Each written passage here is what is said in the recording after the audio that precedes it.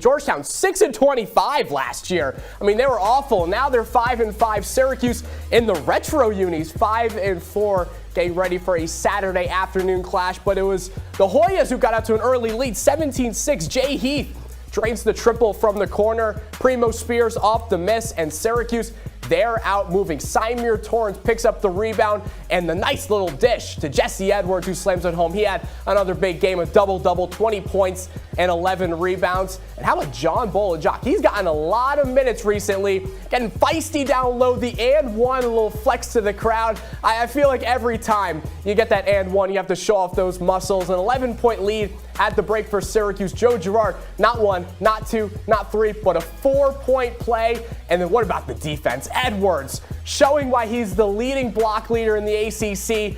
Benny, on the other hand, flushes it home, and Syracuse picks up a giant 19-point victory. But we start in the NFL down in Baltimore, where the Bills and Ravens are in action. Two 2-1 squads. Sean McDermott looking for a bounce-back win a week after losing to the Dolphins. All Ravens in the first half, with the Bills some momentum going into the break. Josh Allen to Isaiah McKenzie, 20-10 lead for Baltimore late in the third quarter. Josh Allen play action. He takes himself into the end zone, 17 unanswered for Buffalo. They storm back to tie things at 20. Now the Ravens going for it on 4th and goal. Bills bring the pressure. Lamar forced to heave it into the end zone, and there's Jordan Poyer with the huge interception. A big defensive stop for Buffalo, and then a late fourth quarter drive for the Bills. Tyler Bass walks it off. What a rally from Buffalo to win 23-20. The Bills now 21-1 when Josh Allen has a rushing touchdown and a passing touchdown. In the high school land, though, two top teams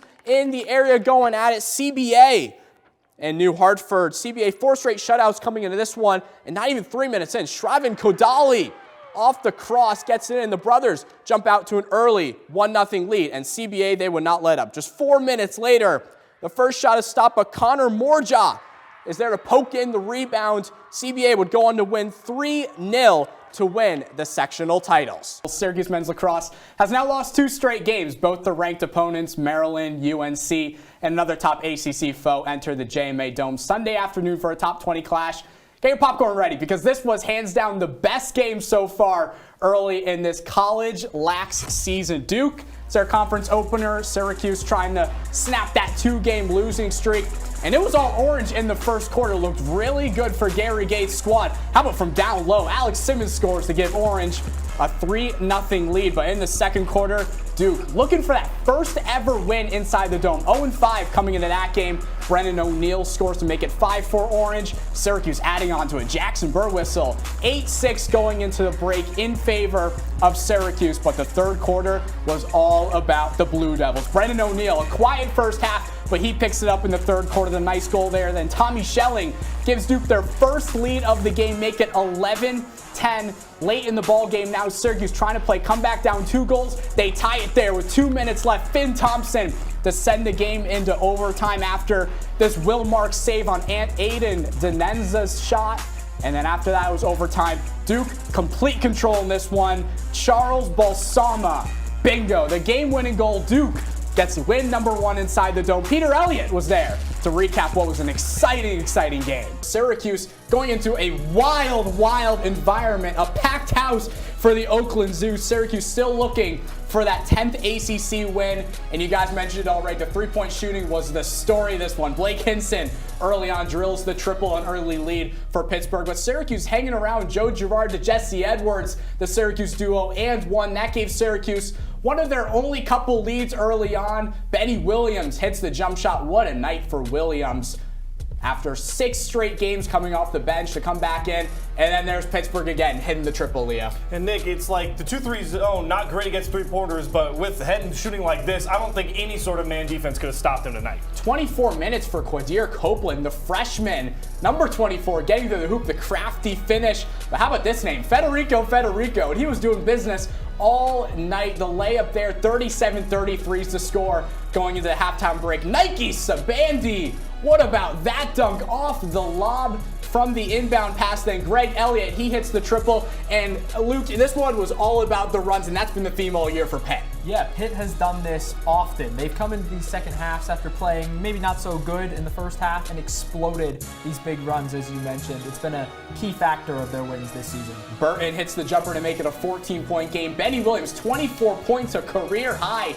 He hits the three-pointer, 5 for 6 from deep for the sophomore, but it was just all Pittsburgh in the second half. Once again, Greg Elliott hits the triple. 99-82 is your score. 6 different scores for Pitt in this one, over 10 points. It was just all Panthers from the start. Well, Cam, I'm shocked that the ice at Tennessee hasn't decided to melt yet with how hot the Syracuse hockey team is starting to get. 2 wins and a tie dating all the way back to October 22nd, and another opportunity to keep the streak rolling with a pair of games against Lindenwood this past weekend. Let's get to game 1. Syracuse, not the best start for this year, but you could be the Lindenwood Lions at 0-6, so I guess there's work. And it was all orange in this one. A couple opportunities for SU. Finally, Hannah Johnson finds it back in the net to put Syracuse up 1-0. And then after that, it was just the Madison Primo show. The first goal of many to come for her, just the start for the sophomore. Here's the second goal for Primo. Once again, she finds it 3-1 Syracuse.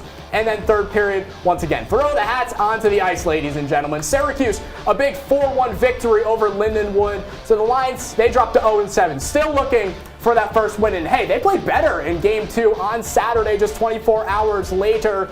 Not much change though. Sarah Martian, she scores, and Syracuse, they go up 2-0. She had the first 2 goals of the game for SU. But here comes Lindenwood. Morgan Knightsky scores to make it just 2-1 Syracuse. Second period now. There is Lindenwood again to tie it at 3-3. But Syracuse, the final touches. Tatum White, unassisted, 4-3. Syracuse wins it.